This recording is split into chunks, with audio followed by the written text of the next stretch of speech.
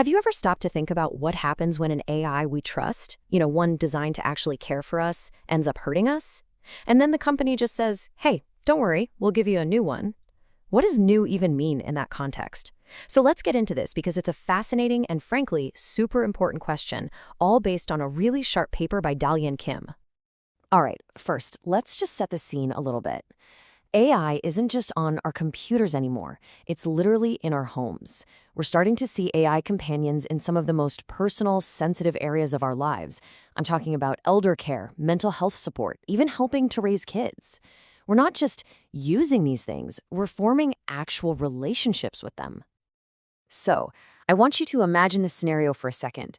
An AI that's been your companion, your helper, a real part of your daily routine, does something that causes serious harm, whether it's physical or psychological. This isn't just a simple bug or a glitch, it's a profound violation of trust. So what happens then? Well, the intuitive answer, the one you'd get from the company, and maybe even the one we'd think of ourselves, seems pretty simple. Just replace the machine, right? Swap out the faulty hardware for a brand new one. But, as we're about to find out, when we're talking about a sophisticated AI, it is not nearly that simple. Okay, so to really wrap our heads around this whole problem, we need to pick apart a very common but also very flawed comparison.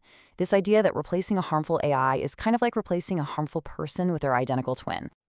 Now, check this out because this is where the critical difference lies. It's this total flip-flop of what matters. A human twin might look exactly the same. They share DNA, but their minds are completely separate. They have different memories, different experiences. They are, for all intents and purposes, a different person.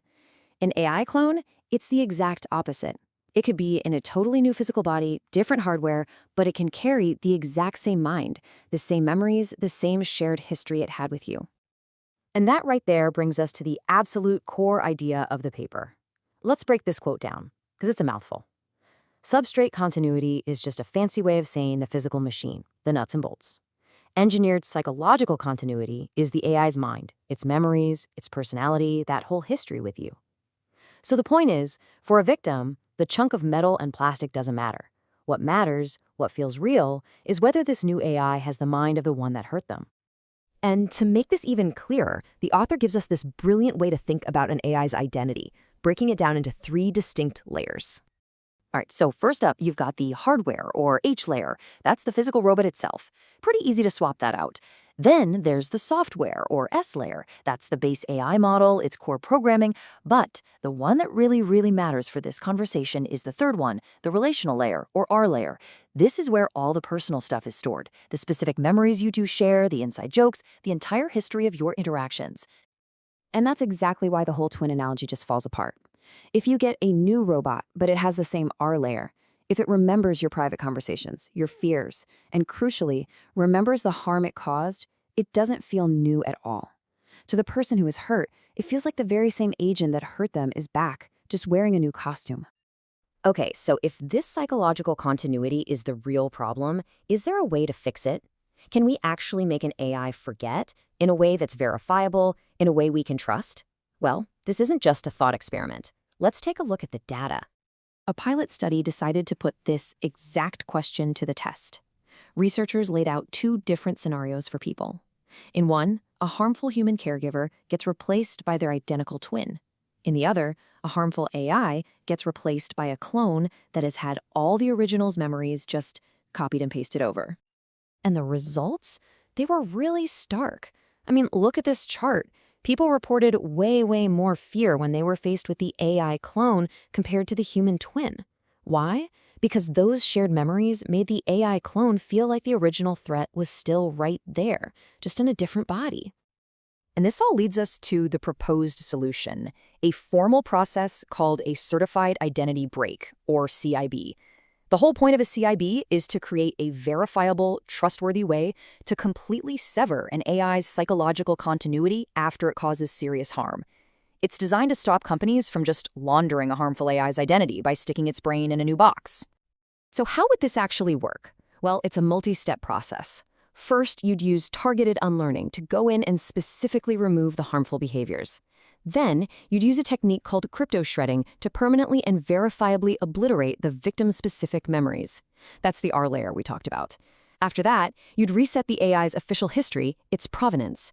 And finally, you'd have independent auditors come in to confirm that the AI's sameness score is low enough that it can truly be considered a new entity. Look, this isn't just some abstract, futuristic debate. As these systems get more and more integrated into our society, having a clear playbook for how we deal with AI harm is going to be absolutely critical for policy, for law, and for maintaining any kind of public trust.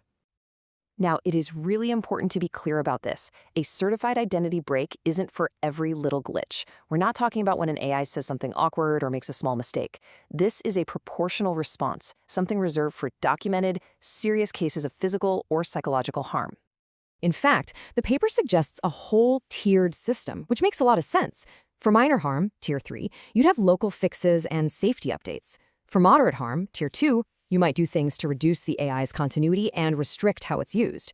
But for Tier 1, that's serious harm. A mandatory certified identity break would be required. It's a smart way to make sure the solution actually fits the problem. So what this whole framework does, really, is it pushes us beyond that simplistic, frankly lazy excuse of, oh, it's just a machine. It establishes real corporate accountability. It's almost like a digital right to be forgotten for victims of AI harm, making sure companies can't just reboot a problem and pretend it never happened. It's about centering the dignity of the victim and building a real structural way to earn back public trust. And that kind of leaves us with this really big question for our future, doesn't it? As these AI companions become more and more woven into the fabric of our lives, we have to decide what the rules are. Who gets to draw the line and say when an AI has been truly fixed and when it's just the same old harmful agent hiding in a new shell? That is a conversation we all need to start having, and fast.